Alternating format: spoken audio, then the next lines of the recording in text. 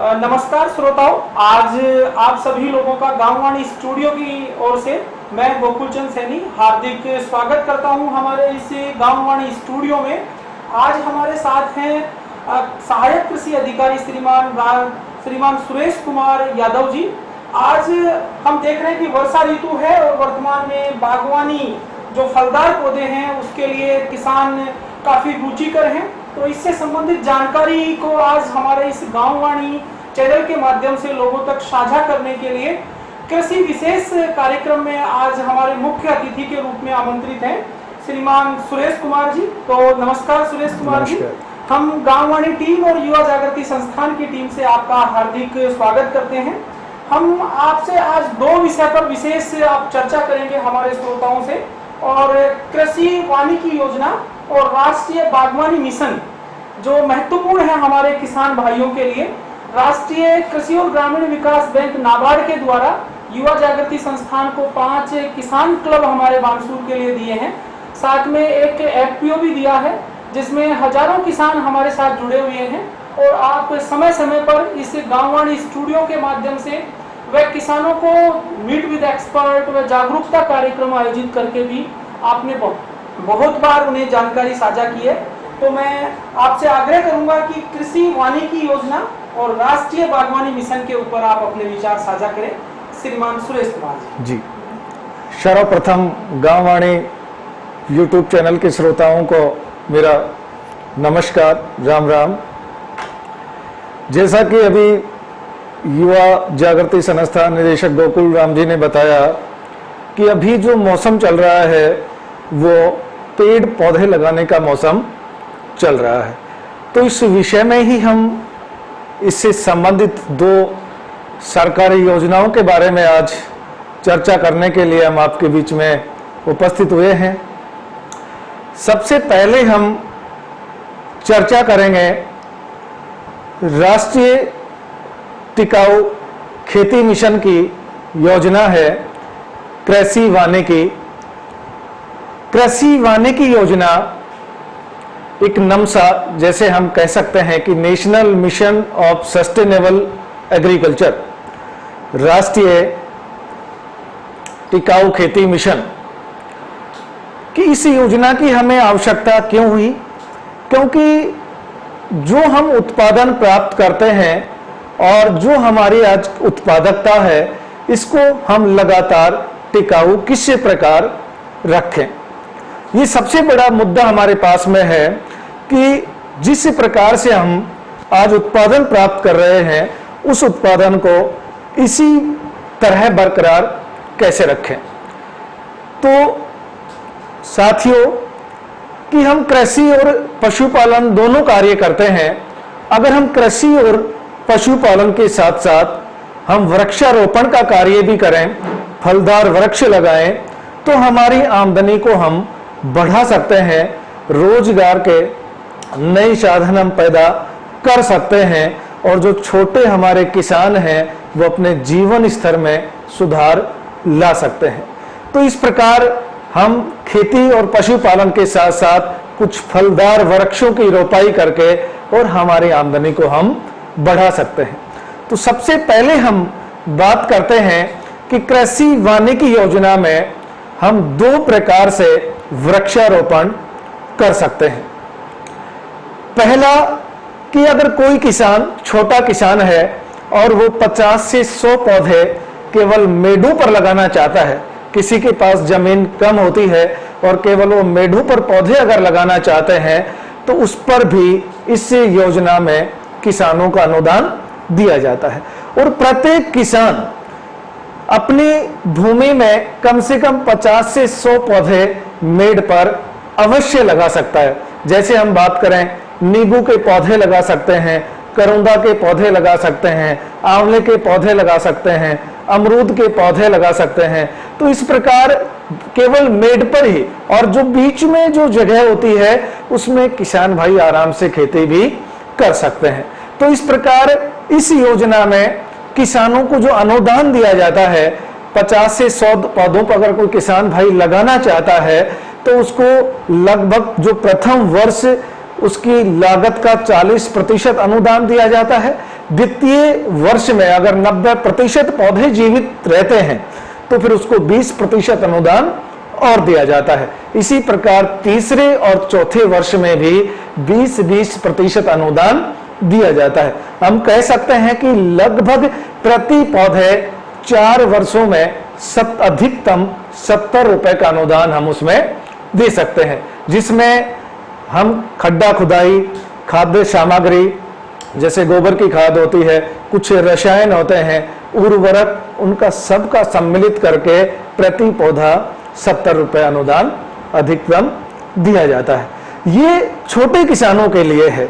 अगर कोई बड़ा किसान है और वो कम घनत्व का वृक्षारोपण करना चाहता है, अभी हमने जो बात की है वो 50 से 100 पौधों की है जो एक आम किसान लगा सकता है। अब हम बात करते हैं 100 से 500 पौधों की। इस योजना में किसान भाई अगर कम घनत्व पर वृक्षारोपण करना चाहते हैं तो 100 से 500 पौधों भी लगा सकते हैं। और इसी प्रकार 100 से 500 पौधों पर भी प्रथम वर्ष 40%, द्वितीय वर्ष 20%, तृतीय वर्ष 20% और चौथे वर्ष 20% अनुदान दिया जाता है, ताकि वो पौधों की अच्छी परवरिश कर सकें। और अच्छे वृक्षारोपण करने से भी जो हमारे सामने सबसे बड़ी समस्या आ रही है जलवायु परिवर्तन की, तो जलवायु परिवर्तन, असमान वर्षा, ये हमारे खेती की आज के दिन बहुत बड़ी समस्याएं हैं। और इन समस्याओं का समाधान हम अधिक से अधिक वृक्षारोपण करके कर सकते हैं। तो प्रत्येक किसान भाई इस योजना का लाभ ले सकते हैं। अब हम बात करें कि इस योजना का लाभ कैसे लें, किससे मिलें और किन दस्तावेजों की आवश्यकता होती है। देखिए, इस योजना का लाभ प्राप्त करने के लिए कृषि विभाग के कार्मिक से मिले, जो ग्राम पंचायत स्तर पर जो हमारे कृषि पर्यवेक्षक होते हैं और ब्लॉक स्तर पर सहायक कृषि अधिकारी होते हैं, तो उनसे मिलकर इस योजना का लाभ किसान भाई ले सकते हैं। साथ में ही हम बात करें कि दस्तावेजों की, तो दस्तावेजों के लिए जमीनी संबंधित कागजात जमाबंदी स्वयं प्रमाणित, किसी से प्रमाणित करने की आवश्यकता नहीं होती है, जैसे खुद प्रमाणित कर दें।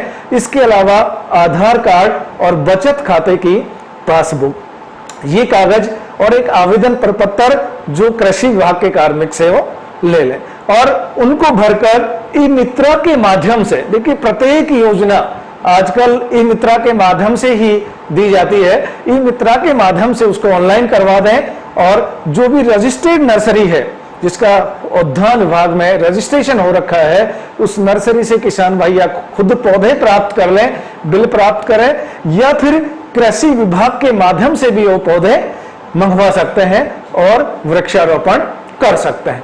तो ये हमने बात की है राष्ट्रीय जो टिकाऊ खेती मिशन है उसकी कृषि वानिकी सब मिशन की। अब हम बात करते हैं कि अगर कोई किसान बड़े लेवल पर अगर बगीचा लगाना चाहता है तो उसके लिए सबसे उपयुक्त समय वर्तमान में है। इस समय हम वृक्षारोपण कर सकते हैं। और ये जो योजना है mission of integrated development horticulture की समेकित बागवानी मिशन की एक योजना है, राष्ट्रीय बागवानी मिशन, जिसको नेशनल हॉर्टिकल्चर मिशन के नाम से भी हम जानते हैं। इस योजना के माध्यम से भी किसान भाई विद ड्रिप जो सिंचाई प्रणाली है, विद ड्रिप से बगीचे, नए बगीचों की स्थापना कर सकते हैं। अगर हम बात करें जैसे अधिक मूल्य वाली फसलें होती हैं, जैसे पपीता होती है, तो पपीता पर हम अगर ड्रिप से हम लगवाना चाहते हैं तो लागत का लगभग 75% प्रथम वर्ष में अनुदान दिया जाता है और द्वितीय वर्ष में 90% पौधे जीवित रहने पर 25% अनुदान और दिया जाता है। तो इस प्रकार हम ड्रिप सिंचाई के साथ भी बगीचा लगवा सकते हैं। और इसका मुख्य जो इसके लाभ होते हैं, अगर हम सिंचाई ड्रिप से करते हैं, जो वाटर सोल्यूबल हमारे फर्टिलाइजर होते हैं, जल में घुलनशील, उन उर्वरकों का उसके माध्यम से हम उपयोग कर सकते हैं। क्योंकि आजकल ऐसे उर्वरक आ गए हैं जिनका उपयोग हम केवल ड्रिप सिंचाई के माध्यम से ही कर सकते हैं, जिनसे हमारे पौधों का उचित विकास होता है, उचित वृद्धि होती है और उचित समय में वो हमें फलोत्पादन देते हैं। जैसे अगर बात करें सघन बागवानी की, जैसे हम लगाना चाहें कि नींबू लगाना चाहें, अमरूद लगाना चाहें, आंवला लगाना चाहें, तो इसमें भी NHM योजना में किसान भाइयों को अनुदान दिया जाता है। जो हमारे उद्यान विभाग के मानक दंड है उसके अनुरूप बगीचे स्थापित करने पर उसी प्रकार प्रथम वर्ष 60%, द्वितीय वर्ष 90% पौधे जीवित रहने पर 20% और दी जाती है, और तृतीय वर्ष फिर 100% पौधे जीवित रहने पर 20% अनुदान और दिया जाता है। इस प्रकार इस योजना में भी नए बगीचों की स्थापना के लिए किसान भाइयों को अनुदान दिया जा रहा है, जिससे किसान भाई नए बगीचों की स्थापना कर सकें। और जो हमारे सामने बड़ी समस्या है कि हमारा जो उत्पादन है, उत्पादकता है, इसको हम लगातार कैसे बनाए रखें, तो कृषि और पशुपालन के साथ साथ हम बागवानी करके भी अच्छा मुनाफा प्राप्त कर सकते हैं। इस योजना से भी लाभान्वित होने के लिए कृषि विभाग के कार्मिकों से संपर्क करके और आप इस योजना से लाभान्वित हो सकते हैं और अपने जीवन स्तर में सुधार कर सकते हैं। साथ में ही मैं धन्यवाद देना चाहूंगा इस युवा जागृति संस्थान के गांव वाणी कार्यक्रम के लिए इस टीम को, क्योंकि समय समय पर जो हमारे कृषि विभाग की अनुदानित योजनाएं हैं, जो किसान कल्याणकारी योजनाएं हैं, उनको हम और इनके माध्यम से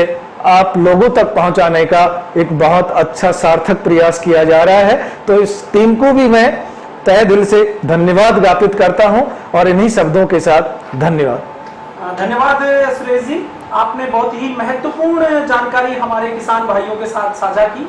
वर्तमान में हम देख रहे हैं कि जो वर्षा है वो नियमित रूप से कम होती जा रही है और जल स्तर भी है, भूमिगत जल स्तर भी बिल्कुल डाउन जाता जा रहा है और पानी भी सूखता जा रहा है। ऐसी परिस्थिति में अगर किसान भाई बागवानी को अपनाते हैं तो निश्चित रूप से वो अपनी आमदनी और मुनाफे को भी बढ़ा सकते हैं।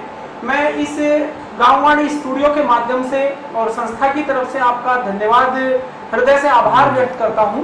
साथ में मैं एक अंतिम जानकारी और चाहूँगा कि आपके द्वारा हमारे क्षेत्र में कई ऐसे बड़े स्तर पर जो फार्मर्स हैं उनके यहाँ अपने बगीचे स्थापित करवाए हैं, नींबू के भी करवाए हैं आपने, आंवले के भी करवाए हैं, अनार के भी करवाए हैं। तो एक दो एग्जाम्पल हमारे किसान भाइयों से आप साझा करें, जिससे कि वो एक्सपोजर विजिट भी अगर वहाँ जाके करना चाहें, क्योंकि हमने देखा है कि हमारे किसान भाई देखा देखी किसी काम को बहुत जल्दी करने लग जाते हैं। तो सर मैं आपसे आग्रह करूंगा कि आप अंतिम हमारे किसान भाइयों को ये और बताएं कि बानसूर तहसील में हमारे ही जो फार्मर्स हैं जो अच्छे स्तर से बगीचे स्थापित करके अपनी आमदनी कमा रहे हैं, तो आप एक बार उनका एग्जाम्पल जी। देखिए, सबसे अच्छी बात है कि कृषि विभाग का एक पार्ट होता है डेमोन्स्ट्रेशन, प्रदर्शन। जब तक प्रदर्शन नहीं होता, जब तक किसान भाई आंखों से देख नहीं पाते, जब तक वो असमर्थता जताते हैं। तो इसके लिए सबसे अच्छी बात है कि हमारे अगर बानसूर तहसील या अलवर जिले की बात करें तो ऐसी बहुत अच्छी जो साइट हैं जिन पर किसान भाई कृषि विभाग के माध्यम से या युवा जागृति संस्थान के माध्यम से अवलोकन करके और देख सकते हैं और वो भी बगीचों की स्थापना करवा सकते हैं। अगर बानसूर क्षेत्र की बात करें तो ऐसे हमारे बहुत सारे किसान हैं जिन्होंने आज बगीचे लगाकर और अच्छी आमदनी प्राप्त कर रहे हैं।